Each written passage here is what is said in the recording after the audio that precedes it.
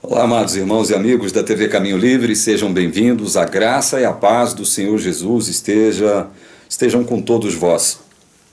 Antes de começar o nosso estudo de hoje, eu quero enviar uma saudação fraterna ao Jailton, lá de Imperatriz, o Crisone, de Teresina, no Piauí, a Fernanda, a irmã Fernanda e toda a família de Santa Catarina, a Karina, de Curitiba, que se batizou semana passada, inclusive me enviou um vídeo, fiquei emocionado ao ver o batismo da Karina, lá de Curitiba. Karina, saudação a você, minha irmã. Renato, lá do Paraná, conversei muito com o Renato essa semana sobre o milênio. O Renato é um estudioso do assunto, me passou muitos dados a respeito do milênio. A irmã Aline, estudei com a irmã Aline um tempo atrás, a irmã Aline e o esposo, uma saudação fraterna a vocês também. Irmã Suzana, lá da Alemanha, tive a oportunidade de falar muito com a irmã Suzana, estudamos a Bíblia juntos. A irmã Lícia, não falei ainda com a irmã Lícia, mas tenho observado muitos contatos da irmã Lícia, muitas observações no canal. Luiz Carlos, intervencionista, uma saudação fraterna a você, meu irmão. O Bruno de Aguiar, ex-professor do UNASP, Campus 1. Bruno, saudação fraterna a você também. A irmã Ellen, estudei com a irmã Ellen também alguns assuntos. Irmã Ellen, graça e paz. A irmã Simone, conversei com a irmã Simone no Facebook. Teve um casal amigo, um casal maravilhoso com quem eu conversei no Facebook. Como eu não acesso o Facebook com muita frequência, faz tempo, me esqueci o nome desse casal. Mas eu chamei esse casal de presente de Deus, né? Porque é um casal maravilhoso que tem acompanhado o nosso ministério aqui na TV Caminho Livre. A irmã Lígia, do interior de São Paulo, tenho conversado muito com a irmã Lígia, do interior de São Paulo. O Paulo, lá de Caxias do Sul, Rio Grande do Sul, Paulo, caminhoneiro, tive a oportunidade de conhecê-lo pessoalmente aqui em Goiás. A irmã Vera também, já conversamos muito sobre alguns assuntos bíblicos. Uma saudação fraterna a todos vocês e muito obrigado pelo apoio que vocês têm oferecido à TV Caminho Livre. Gostaria que vocês abrissem a Bíblia em 2 Pedro, capítulo 2, versos 20 e 22. 2 Pedro 2, 20 a 22. Diz assim o texto bíblico: Portanto, se depois de terem escapado das contaminações do mundo, mediante o conhecimento do Senhor e Salvador Jesus Cristo, se deixam enredar de novo e são vencidos, tornou-se o seu último estado pior que o primeiro. Pois melhor lhes fora nunca tivessem conhecido o caminho da justiça, do que após conhecê-lo, volverem para trás, apartando-se do santo mandamento que lhes fora dado. Com eles aconteceu o que diz certo adágio verdadeiro: o cão voltou ao seu próprio vômito, e a porca lavada voltou a revolver-se no lamaçal. Muito bem, este é apenas um dos muitos textos utilizados pela teologia adventista, teologia desonesta, mentirosa, fraca, contraditória, incoerente da igreja adventista, para afirmar que um crente, um verdadeiro filho de Deus, pode perder a salvação. Este é um dos textos que a igreja adventista se utiliza para propor esta ideia. Inclusive dizendo o seguinte, que quem pensa o contrário, que quem advoga que um verdadeiro filho de Deus não pode perder a salvação, é do diabo. Né? Dizendo que este entendimento, esta ideia, ela é uma ideia satânica, este é um entendimento satânico, é uma doutrina satânica essa, que advoga isso, que um crente não pode perder a salvação. Então, esse é um dos textos, esse é um. Nós pretendemos analisar todos eles aqui, né, para deixar tudo em pratos limpos. No último estudo, nós falamos sobre um texto de Deuteronômio 30:19, é um texto muito utilizado pelos teólogos adventistas para afirmarem a doutrina do livre-arbítrio e para tentarem destruir a doutrina maravilhosa da eleição da graça. Nós já estudamos esse assunto, nós já mostramos como esse entendimento adventista é fraco, frágil e não se sustenta a uma exegese bíblica razoavelmente, já não digo nem bem feita, mas razoavelmente explorada, bem feita e analisada, né? Então, irmãos e amados amigos, estaria Pedro aqui no segundo capítulo de sua segunda epístola, chancelando a ideia de que um filho verdadeiro de Deus, um filho verdadeiramente salvo de Deus, pode perder a salvação? Estaria Pedro chancelando esta ideia? Segundo a teologia adventista, sim. A resposta para essa pergunta é sim. Tanto é verdade que eles lançam mão desse trecho aqui, né? Agora, cabe começar a entender o que Pedro está querendo dizer e para quem ele está dizendo isso aqui, aqui através de duas metáforas que ele se utiliza aqui para identificar, para caracterizar aqueles aos quais ele estava se referindo aqui no segundo capítulo de sua segunda epístola. Por exemplo, no verso 22 ele diz, olha, o cão voltou ao seu próprio vômito. A porca lavada voltou a revolver-se no lamaçal. Então veja como é que Pedro se refere a esses aqui, a quem ele faz uma referência especial em todo o capítulo, o segundo capítulo de sua segunda epístola. Ele se refere a esses como cão e porca lavada. Aí eu quero perguntar a você, será que um crente, um filho de Deus verdadeiramente salvo, ele é caracterizado na Bíblia, ele é apontado na Bíblia, ele recebe essa alcunha de cão? Será que um filho verdadeiro de Deus, uma pessoa verdadeiramente salva, ela pode ser caracterizada como um cão? Será que uma pessoa verdadeiramente salva, um filho verdadeiro de Deus, pode ser caracterizado como porca lavada? Vocês, mulheres, o que vocês acham disso? Uma filha de Deus, uma mulher de Deus, verdadeiramente salva, que recebeu a fé como dom de Deus e que, portanto, está salva, segundo o entendimento desse evangelho maravilhoso. Será que a Bíblia faria menção a uma filha de Deus, a uma verdadeira filha de Deus, a uma mulher que que seja verdadeiramente filha de Deus, salva, portanto, como porca lavada? A Bíblia pode se referir a uma mulher salva, filha de Deus verdadeiramente, como porca lavada? Hein? E a um filho de Deus como cão? Então, comecemos por aqui. É óbvio que não. É óbvio que Pedro está exortando e advertindo a quem aqui? Em toda a sua segunda epístola. A quem Pedro está exortando, a quem Pedro está advertindo. Vamos ver aqui no início da sua segunda epístola? Aí vamos para o capítulo 1 de 2 Pedro. Simão Pedro, olha o verso 1.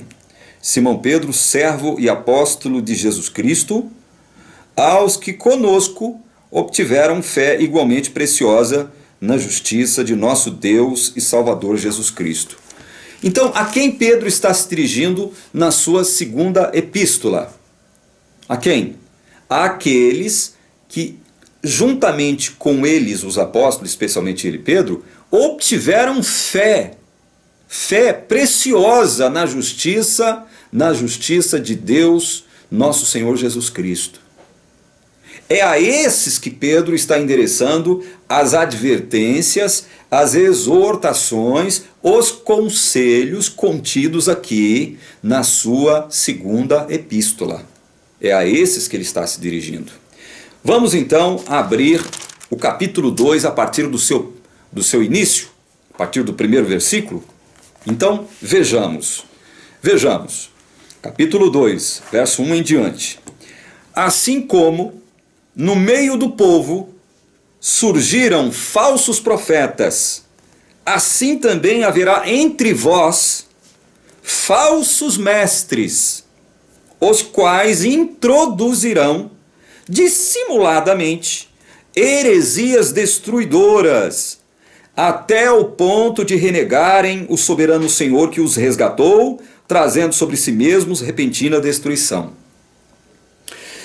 Muitos teólogos adventistas se utilizam deste texto aqui para dizer que, tá vendo, este texto corrobora o entendimento adventista, de que Pedro está tratando aqui da apostasia, portanto da perdição de pessoas que um dia foram salvas.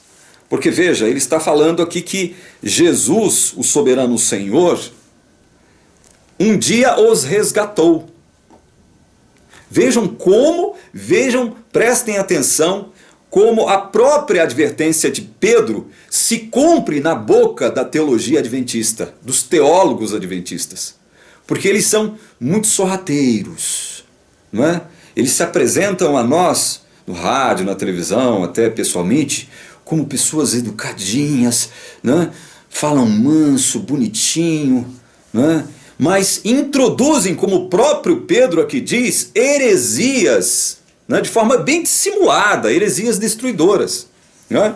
Então vejam, irmãos, será que é isso mesmo que Pedro está chancelando? Será que é isso? Olha, assim como no meio do povo surgiram falsos profetas, assim também haverá entre vós falsos mestres. Não surgirão apenas falsos profetas, como surgiu no meio do povo. Que povo a que ele se refere aqui? É óbvio que é o povo de Deus. Mas surgirão também falsos mestres. E o que um falso mestre ensina? Por acaso é a doutrina pura e verdadeira do Evangelho? Não. Um falso mestre, ele vai misturar a verdade com o erro. Ele vai se utilizar do mesmo estratagema do diabo lá no Éden. Vai misturar um pouco de verdade com um pouco de erro para conseguir introduzir isso na mente das pessoas despreparadas, dos incautos, não é? Então veja, Pedro está tratando aqui de falsos profetas e falsos mestres. Veja o que ele diz, olha. Assim também haverá entre vós quem? Aqueles que obtiveram fé preciosa na justiça de Jesus. É a esses que ele está exortando e advertindo. É a esses a quem ele se refere aqui por vós. Assim também haverá entre vós. Entre quem? Os salvos, os eleitos de Deus. Haveria o que entre os salvos e os eleitos de Deus? Haveria falsos mestres. E o que eles fariam? Introduzirão dissimuladamente heresias destruidoras até o ponto de renegarem o soberano Senhor que os resgatou. Aí vem a teologia adventista e diz que esse os resgatou é uma referência aos falsos mestres e não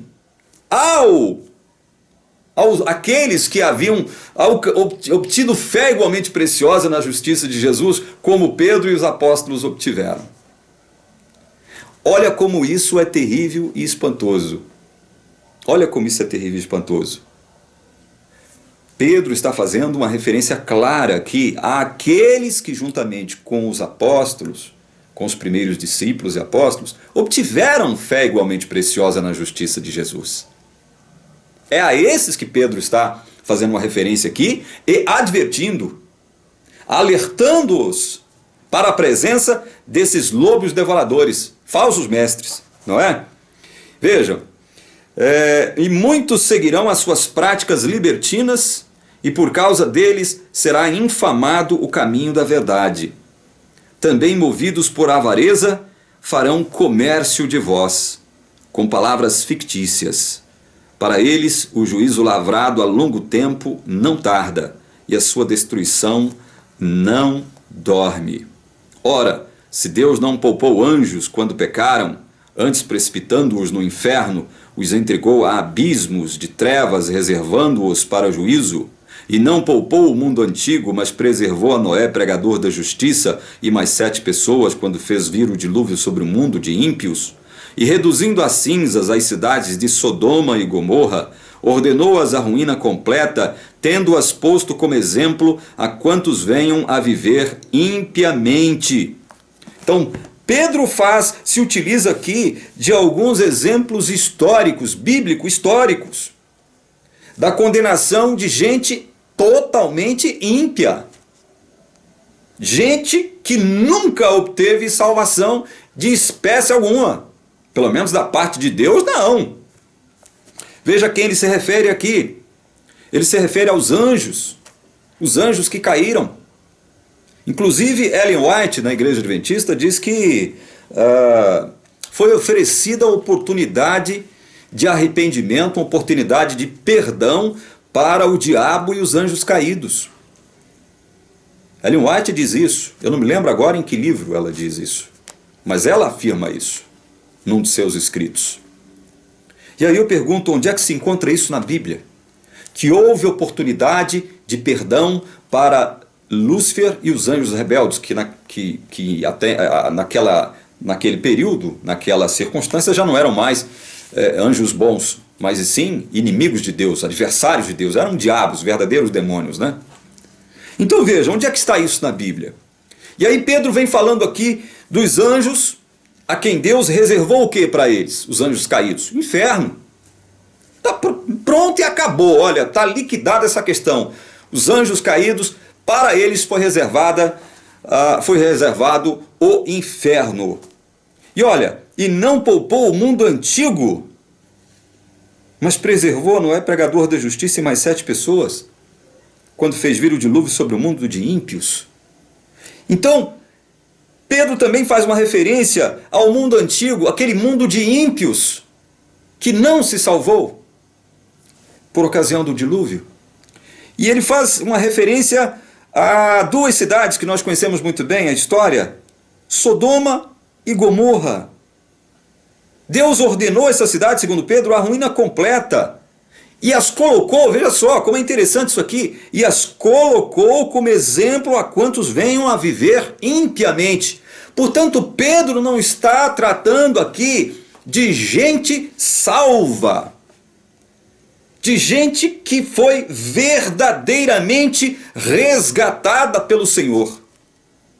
Pelo contrário, ele está alertando aqueles que foram verdadeiramente resgatados pelo Senhor, que obtiveram fé igualmente preciosa na justiça de Jesus, a não caírem nos engodos desses falsos mestres que estavam ali, miscuídos no meio deles, participando das cerimônias, da convivência social e religiosa, como se fossem pessoas verdadeiramente salvas.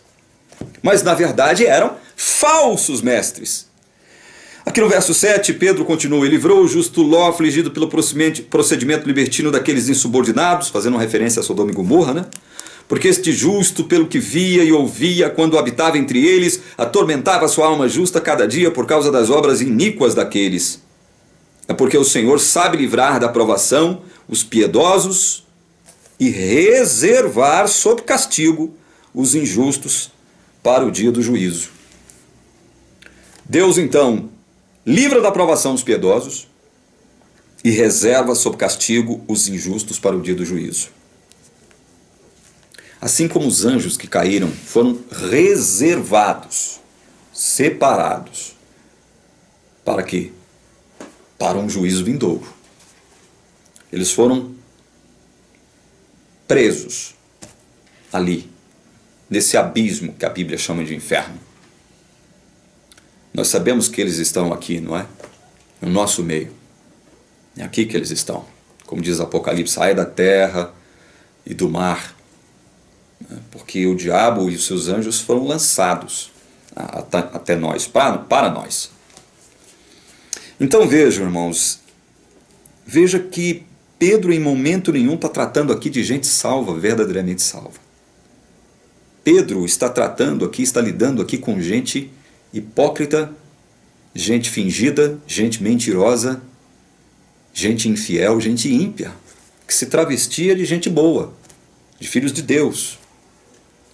Veja o verso 10. Especialmente aqueles que, seguindo a carne, andam em imundas paixões e menosprezam qualquer governo. Atrevidos, arrogantes, não temem difamar autoridades superiores, ao passo que anjos, embora maiores em força e poder, não proferem contra elas juízo infamante na presença do Senhor. Esses, todavia, como brutos e irracionais, naturalmente feitos para presa e destruição, falando mal daquilo em que são ignorantes, na sua destruição também hão de ser destruídos. Ou seja, na destruição dos anjos ímpios, de Sodoma e Gomorra, do mundo antigo ímpio, que foi utilizado aqui como exemplo por Pedro, lá na época de Noé, ou seja, desses insubordinados, desses a quem ele chama de atrevidos, arrogantes, difamadores, né? Esses, assim como o mundo ímpio, assim como os anjos que caíram estão reservados para um juízo vindouro, assim como Sodoma e Gomorra foram postas como exemplo, esses também, esses falsos mestres, hão de perecer na destruição dos outros. Participarão da mesma destruição, do mesmo juízo. É isso que Pedro está dizendo aqui em outras palavras. 13. Recebendo injustiça por salário da injustiça que praticam, considerando como prazer a sua luxúria carnal em pleno dia, quais nódoas e deformidades eles se regalam nas suas próprias mistificações, enquanto banqueteiam junto convosco. Meu Deus do céu, como é que um ser que foi verdadeiramente salvo por Jesus Cristo pode praticar isso aqui? Uma pessoa que foi verdadeiramente salva por Jesus Cristo, como é que ela pode praticar isso aqui? Como, se Deus a guarda, se Deus a livra desses males, se Deus a protege, se existe um anjo acampando ao redor desses, como é que essa pessoa que foi verdadeiramente salva pela graça do Senhor Jesus pode se comportar deste modo aqui? Verso 14, tendo os olhos cheios de adultério e insaciáveis no pecado, engodando almas inconstantes, tendo coração exercitado na avareza, filhos malditos. Filhos malditos. Como é que alguém verdadeiramente salvo pode preencher todas essas características? Inclusive serem chamados de filhos malditos. Abandonando o reto caminho, se extraviaram, seguindo pelo caminho de Balaão, filho de Beor, que amou o prêmio da injustiça. Ai, ai, ai. Uma vez eu e Elias tivemos uma discussão a respeito de Balaão dentro da escola sabatina, porque nós estávamos afirmando ao nobre professor que passava a lição na ocasião, tentando mostrar para ele que, segundo a palavra de Deus, Balaão não era um profeta de Israel. Era um profeta lá da Mesopotâmia. E aí o professor, o nobre professor da escola sabatina, bateu o pé e disse que não, ele era sim um profeta de Israel, porque Ellen White disse que ele era um profeta de Israel. Eu falei, olha, eu mais o Elias nos opusemos a isso, né? Eu falei, Ellen White estava errada. Balaão nunca foi profeta de Israel. E nós, naquela circunstância, pudemos indicar alguns textos que mostravam ao professor da escola sabatina que Balaão era, na verdade, um homem imiscuído em práticas religiosas pagãs.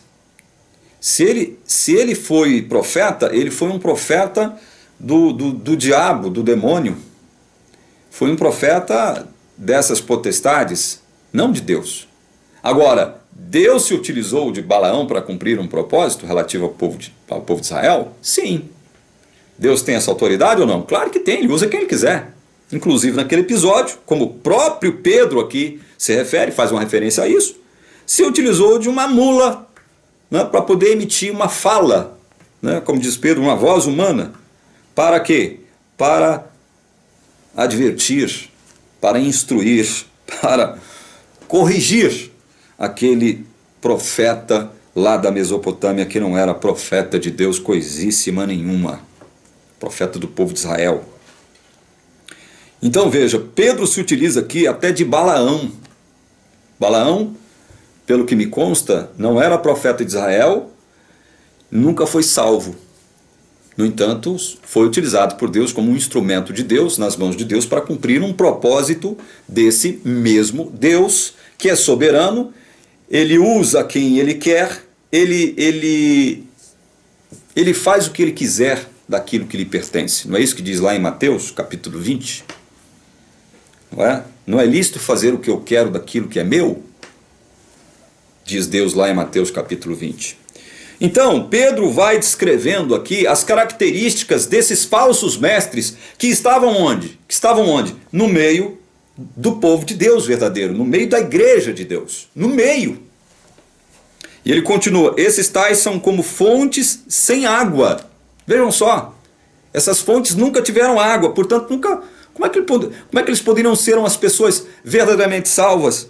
Como névoas impelidas por temporal. Para eles está reservada a negridão das trevas. Ou seja, Pedro já reconhece que para esses, o que estava reservado para eles é aquilo que foi reservado para os anjos caídos, para o mundo ímpio lá do tempo de Noé, para Sodoma e Gomorra. Estava reservado para eles isso. A negridão das trevas, já reservada para esses. Como é que esses então podiam estar salvos se para eles a negridão das trevas já estava reservada, assim como estava reservada a negridão das trevas e o inferno para os anjos caídos, para o mundo ímpio da época de Noé, para Sodoma e Gomorra e outros tantos que a gente sabe que existiam? Como? Com a resposta, os teólogos adventistas.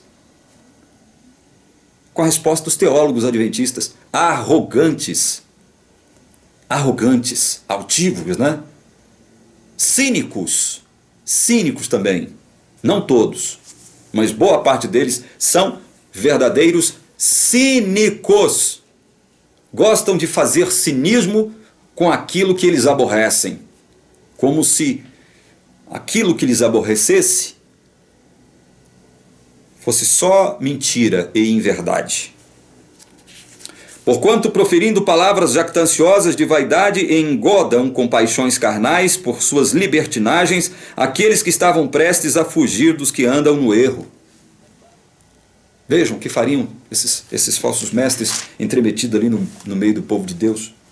Prometendo-lhes liberdade quando eles mesmos são escravos da corrupção, pois aquele que é vencido fica escravo do vencedor. Vejam, como é que poderiam ser pessoas salvas se eles mesmos, como diz Pedro, eram escravos da corrupção? Eles não tinham a mínima condição de prometer liberdade para ninguém se eles mesmos eram escravos da corrupção. Como? Como é que eu posso prometer liberdade se eu sou cativo? Cativo do diabo. Aí ele vem dizendo o seguinte, portanto, encerrando aqui a advertência, portanto, se depois de terem escapado das contaminações do mundo, mediante o conhecimento do Senhor e Salvador Jesus Cristo, se deixam enredar de novo e são vencidos, tornou-se o seu último estado pior que o primeiro. Aqui que gostam de bater, né, os adventistas sem dó nem piedade nos incautos. Né? Tá vendo aqui, ó? Tá vendo aqui uma prova de que eles foram salvos, olha. Se depois de terem escapado das contaminações do mundo, mediante o conhecimento do Senhor e Salvador Jesus Cristo, se deixam enredar de novo e são vencidos, tornou-se o seu último estado pior que o primeiro, pois melhor lhes fora nunca tivessem conhecido o caminho da justiça, do que após conhecê-lo, volverem para trás, apartando-se do santo mandamento que lhes fora dito. Tá vendo aqui, ó? Eles haviam escapado das contaminações do mundo, eles haviam conhecido o caminho da justiça. Isso é o que afirmam os teólogos adventistas, né? Com aquele tom triunfante, arrogante, soberbo. São patéticos. Patéticos. Ridículos.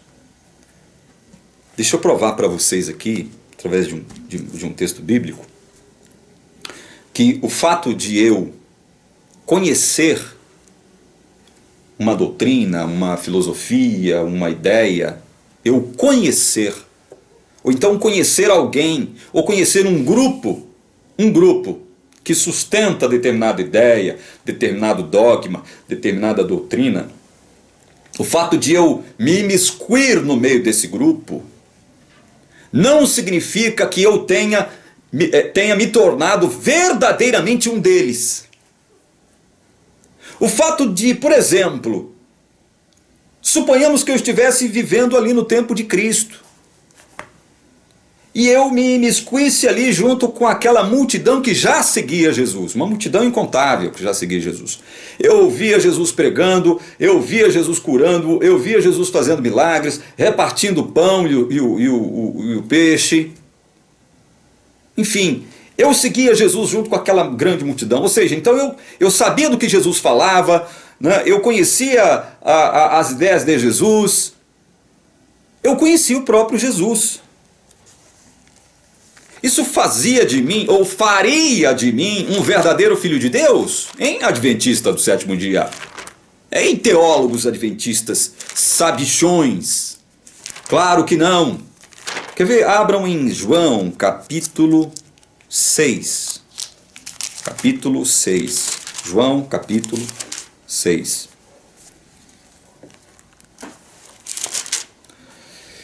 Verso 60 em diante. Do verso 60 em diante, diz assim: muitos dos seus discípulos, tendo ouvido tais palavras, disseram: duro é este discurso, quem o pode ouvir?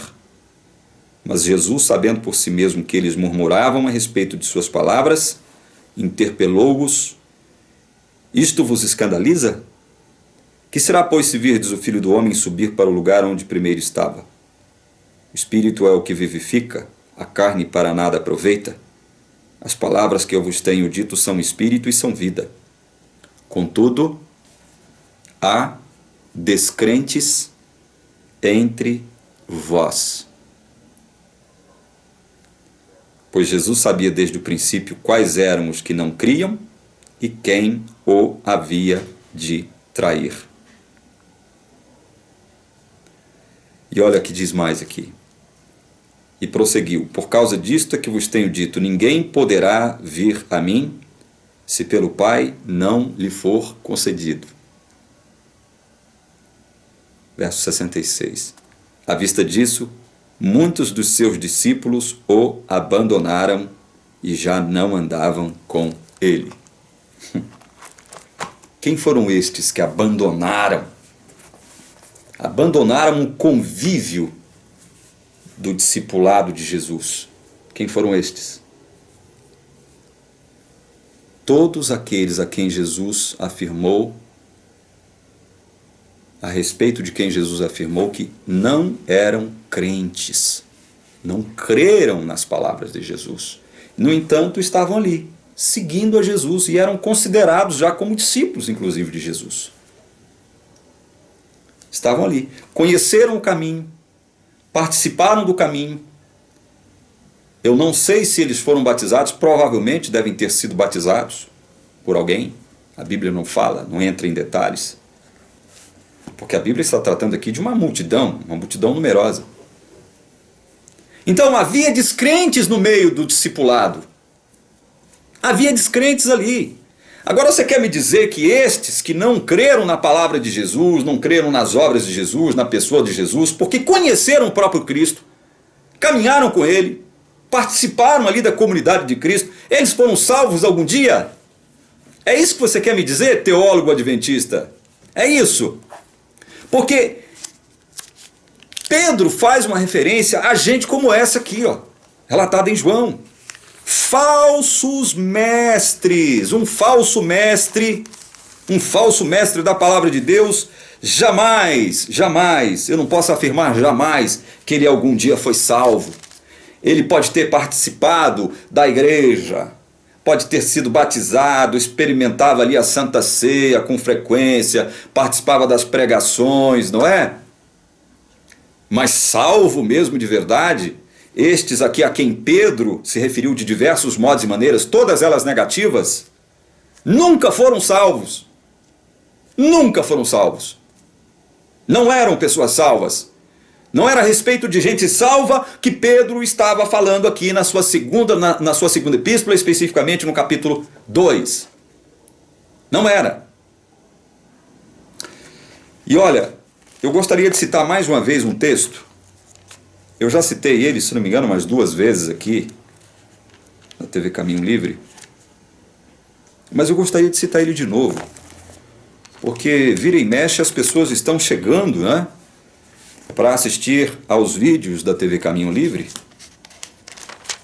Muitos já descobriram que aqui nós tratamos única e exclusivamente da palavra de Deus.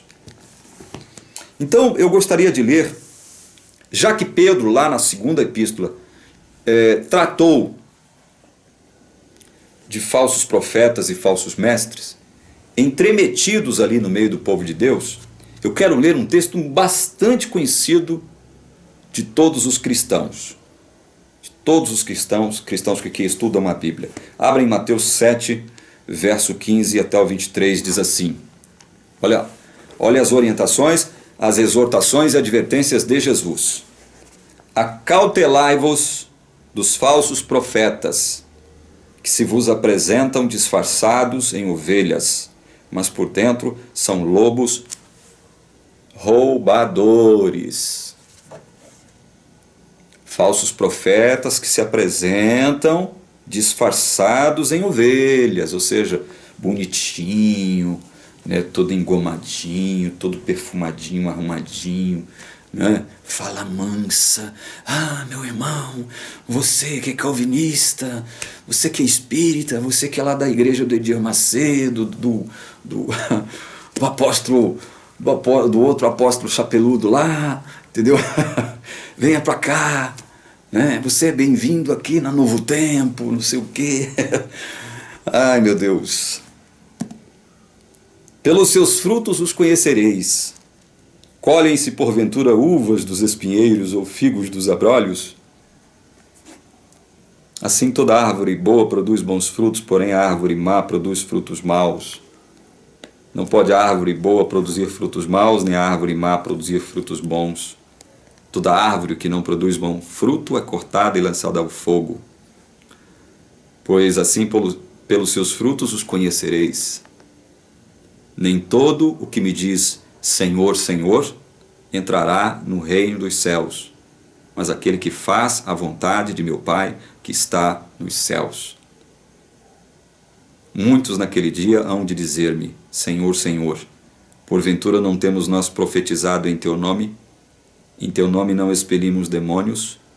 Em teu nome não fizemos muitos milagres? Então lhes direi explicitamente, nunca vos conheci. Apartai-vos de mim, os que praticais a iniquidade. A adventista gosta de pegar esse texto aqui e enfiar ele na cara de todo cristão evangélico que não pertença à igreja adventista do sétimo dia. A adventista gosta de esfregar esse texto aqui na cara dos cristãos evangélicos, de todos, para dizer que só eles cumprem a vontade de Deus. Só eles. Só eles guardam os mandamentos de Deus.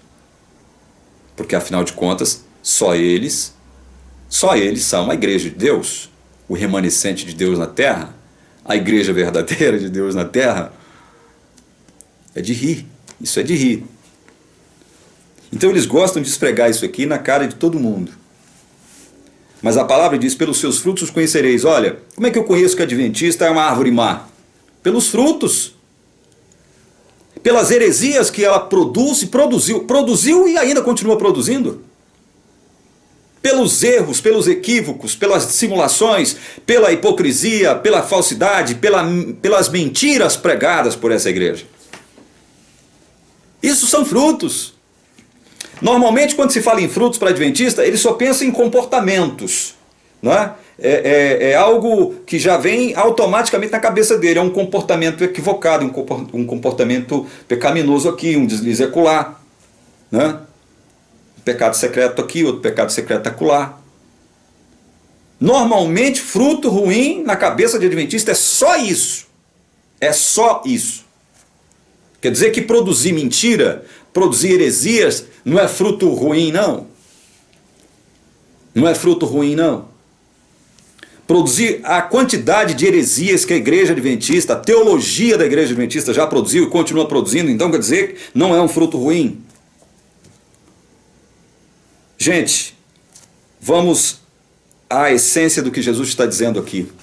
Jesus está lidando, advertindo o seu povo, a sua igreja, com relação a um grupo de pessoas que estaria imiscuído ali junto com o povo de Deus, misturado com o povo de Deus, convivendo com o povo de Deus, se comportando às vezes até como povo de Deus. E eu digo isso, se comportando, porque olha, profetizavam, expeliam demônios, faziam milagres. Isso são ações religiosas, não são? Então Jesus está advertindo o seu povo, a sua igreja, que haveria esse tipo de gente no meio do seu povo.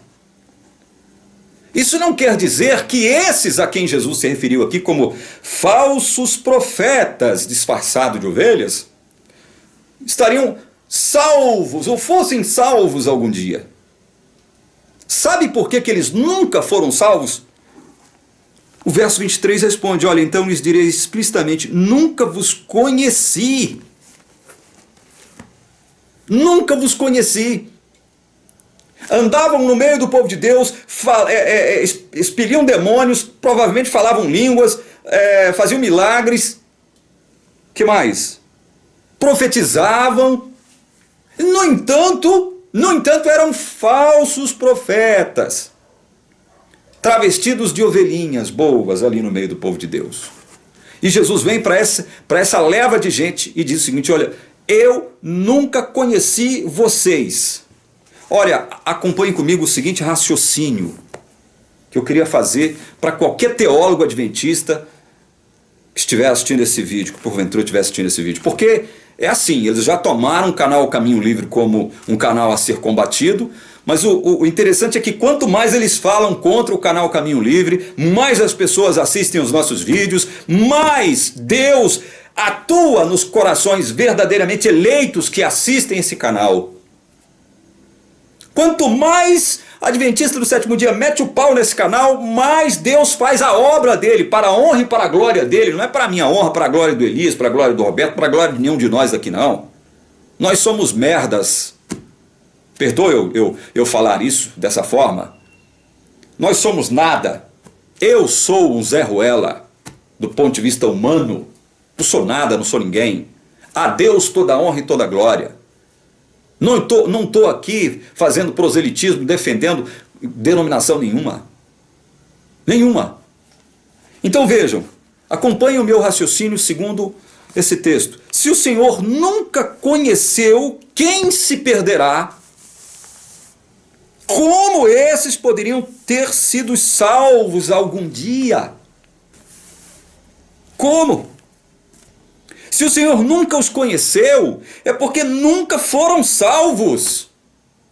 Se nunca foram salvos, como poderiam perder aquilo que nunca tiveram? É como Pedro estava falando para quem? Falsos profetas, falsos mestres, que assim como esses falsos profetas se entremeteram no meio do povo de Deus.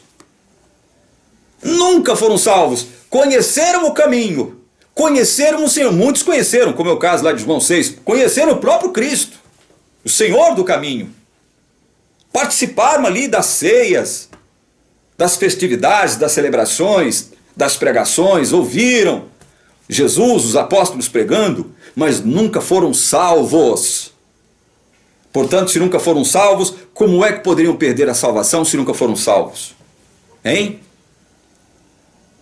Então, teólogo adventista, vocês quando se proporem a falar mal da doutrina reformada, manuseiem melhor a Bíblia com mais honestidade, não passem só por um trechinho de um grande contexto que aponta para algo diferente daquilo para o qual vocês apontam. Não usem de desonestidade, porque Deus vai cobrar isso de vocês. Deus vai cobrar isso de vocês, teólogos adventistas. Ponham isso na vossa cabeça. Vocês estão se achando os melhores, os mestres, né? Vocês são mestres dos incautos. Vocês são os olhos e a luz dos cegos. Não é assim que vocês se enxergam? O guia dos cegos, mestre dos ignorantes, a igreja remanescente de Deus na terra. Não é assim que vocês se enxergam? Não é assim? É assim que vocês se enxergam. A única igreja que tem a verdade. Dia desse estava vendo no YouTube aqui o vídeo de um irmão, né? Ele fez a filmagem dele lá, ao lado da piscina dele, sem camisa, todo tranquilão, bonitão, porque sou adventista. Deu vontade de rir, coitado desse irmão. Deu vontade de rir dele, e eu ri muito. E eu ri muito. Especialmente quando eu ouvi esse irmão, esse mesmo irmão, falando que é possível viver sem pecar. Que o pecado é titica, é coisinha de nada. E aí ele foi fazer não se pode chamar o que ele fez de exegese. Eu acho que se perguntar para ele o que é exegese, ele não vai saber, coitado. Ele foi fazer uma análise dos 10 mandamentos, um por um.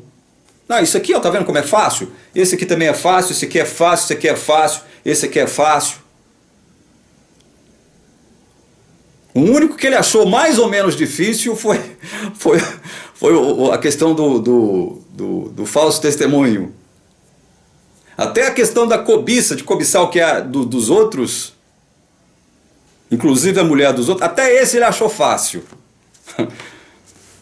Esse irmão aí, para ele o céu já está ganho, então, né? Se ele guarda a lei toda e diz que guardar a lei, os 10 mandamentos é uma coisa fácil, né? Isso quer dizer que ele não peca. Ele é impecável. Ele não peca, ele não cai. Porque a partir do momento em que eu afirmo que é possível viver sem pecar, eu obrigatoriamente tenho que viver sem pecar, para provar que é possível viver sem pecar. Não adianta fazer como o próprio irmãozinho, coitado. Ele mesmo disse lá no estudo dele o seguinte: não, eu peco. Ele falou rápido, inclusive. Mas quem assistiu o vídeo vai ver o irmão falando. Ao mesmo tempo em que ele disse que era fácil guardar os mandamentos de Deus, tudo fácil. Fácil com a maravilha. Ele passou rápido. Não, mas eu peco. Ora, bola, se você peca, então por que você peca se guardar os mandamentos é fácil e viver sem pecar é possível? Quem afirma que viver sem pecar é possível é um falso profeta e não está falando autorizado pela palavra de Deus. Não está falando autorizado pela palavra de Deus. Porque é o próprio apóstolo João, inspirado pelo Espírito Santo de Deus. Vamos ler? Não custa nada? É sempre bom, né? A gente afirmar e ler o texto. 1 João 1,8: se dissermos que não temos pecado nenhum, a nós mesmos nos enganamos e a verdade não está em nós. Então, muito cuidado, irmãos aqui da TV Caminho Livre, muito cuidado com a teologia adventista. Muito cuidado. Eu não me canso de repetir, e não me cansarei de repetir, enquanto eu estiver aqui na TV Caminho Livre. A teologia adventista é uma teologia desonesta, mentirosa, incoerente, em muitos aspectos contraditória, que coloca a palavra de Deus contra si mesma. A teologia adventista faz isso. Às vezes ela coloca, às vezes não, né? Frequentemente ela coloca um profeta contra outro, um profeta contra um apóstolo contra um profeta, né? Um profeta contra o próprio Jesus. É assim que é a teologia adventista. Teologia enganosa, desonesta. Muito cuidado. Irmãos, então eu analisei aqui, o foco da nossa análise de hoje foi capítulo 2 da segunda epístola de Pedro. Segundo a Igreja Adventista, os teólogos da Igreja Adventista, aquele capítulo é um capítulo que prova que um verdadeiro filho de Deus pode perder a salvação. Essa foi mais uma mentira adventista que nós desbaratamos aqui na TV Caminho Livre. Desbaratamos e vamos continuar desbaratando todas as mentiras adventistas. Todas. Nós vamos desbaratar todas as mentiras adventistas. Vamos pegar uma por uma, vamos debulhar uma por uma aqui na TV Caminho Livre. Para mostrar para vocês. Porque eu, Elias e Roberto, e porque uma multidão de gente que assiste esse canal, nós não somos mais adventistas do sétimo dia, graças ao Senhor Deus Pai, Deus Filho e Deus Espírito Santo. não somos mais. Que Deus abençoe você e a sua família, que a luz da palavra de Deus incida sobre você, sobre o seu coração cada vez mais, em nome do Senhor Jesus. Amém.